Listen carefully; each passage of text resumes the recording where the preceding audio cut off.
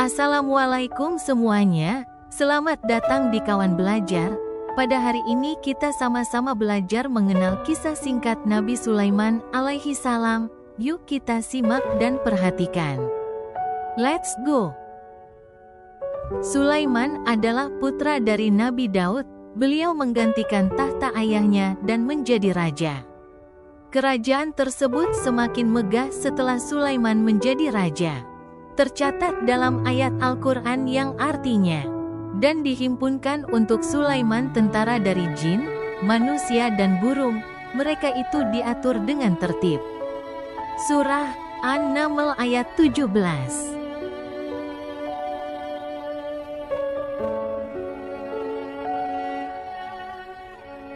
Suatu hari Nabi Sulaiman bersama pasukannya melakukan perjalanan ke pelosok negeri. Di tengah perjalanan ia mendengar rombongan semut itu berbicara kepada teman-temannya.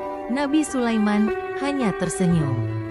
Kisah ini diceritakan dalam Al-Quran. Salah satu semut tersebut berteriak, "Hai semut-semut, masuklah ke dalam sarang-sarangmu agar tidak diinjak oleh Sulaiman dan tentaranya."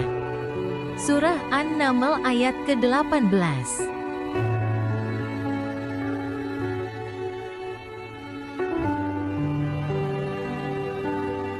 Dan suatu hari lagi Nabi Sulaiman mengumpulkan bala tentaranya, baik jin, manusia, dan binatang. Nabi Sulaiman bertanya kepada bala tentaranya, "Di manakah burung hudhud? Saya tidak melihatnya." Semua bala tentaranya pada diam karena tidak mengetahui di mana burung hudhud. Tiba-tiba burung hudhud datang. Nabi Sulaiman berkata, "Hai hudhud, dari mana saja engkau?" Hudhud berkata, "Ampun Raja, saya dari perjalanan jauh, melihat suatu negeri. Negeri tersebut bernama Kerajaan Saba dan dipimpin oleh seorang ratu. Namun sayangnya mereka menyembah matahari." Mendengar cerita dari burung hudhud, Nabi Sulaiman mengutus hudhud agar memberi pesan kepada Ratu Bilqis agar mau beriman. "Hai hudhud, sampaikan pesanku ke mereka. Segeralah terbang." Burung hudhud langsung terbang ke istana Ratu Bilqis atas perintah raja.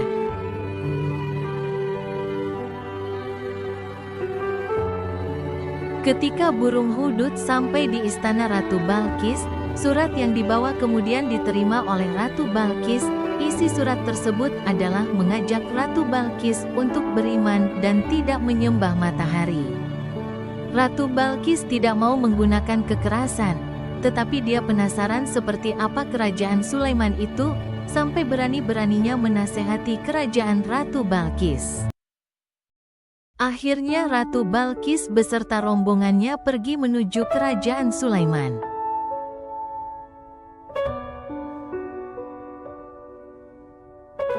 Saat ini Ratu Bilqis sedang dalam perjalanan menuju ke istanaku. Sulaiman berkata kepada para jin, "Siapa di antara kalian yang sanggup memindahkan istana Ratu Bilqis ke istanaku?"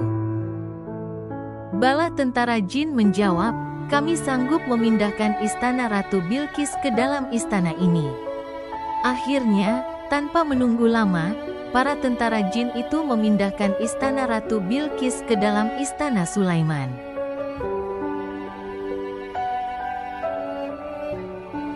Saat Ratu Bilqis tiba di istana kerajaan Sulaiman, Ratu Bilqis terkagum-kagum dengan kemegahannya. Dan istana Sulaiman jauh lebih megah dibanding istana miliknya. Dan ketika Ratu Bilqis duduk dia berkata, "Istana ini mirip sekali dengan istana kami, walau istana ini jauh lebih megah." Sulaiman menjawab, "Ini memang istana milik Anda, istana Anda kami pindahkan ke sini." Ratu Bilqis pun tambah kagum, lalu Ratu Bilqis berjalan-jalan ke taman. Dan makin takjub melihat lantai yang terbuat dari kaca dan di bawahnya ada air mengalir. Akhirnya Ratu Bilqis menyadari bahwa kerajaannya tidak ada apa-apanya dibanding kerajaan Sulaiman. Kemudian dia bertobat dan beriman kepada Allah. Sampai akhirnya Ratu Bilqis menikah dengan Nabi Sulaiman. Wassalam.